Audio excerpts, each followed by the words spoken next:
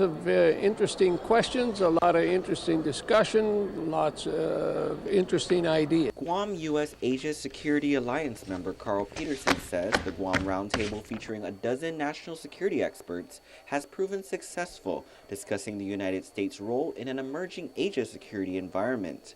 The governor's chief policy advisor, Arthur Clark, was one of many key individuals in attendance and says he was impressed by the array of experts able to discuss regional issues along with focus on Guam.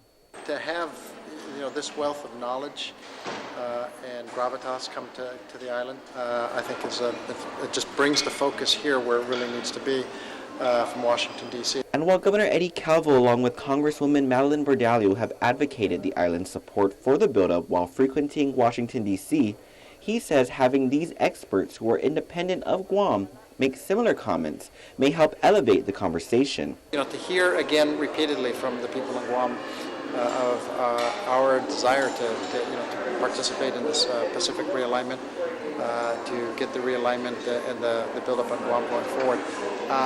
For them to understand that there really is support for it.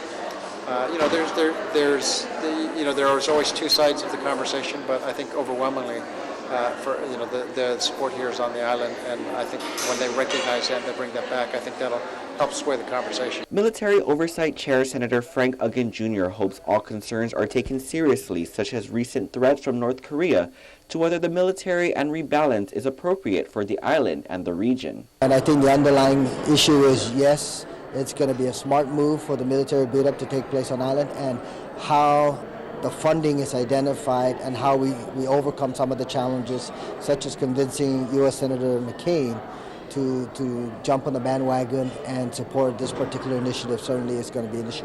He further hopes the security experts' presence leads to further developments for the island. I'm hoping that it would result in a much quicker pace in terms of looking at the military relocation and the rebalancing.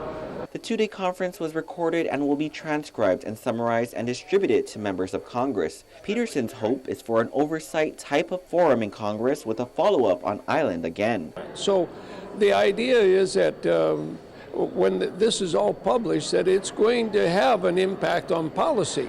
The conference wrapped up late this afternoon with Joint Region Marianas Commander Rear Admiral Tillman Payne delivering the keynote address. Reporting for Guam's News Network, I'm Ken Quintanilla.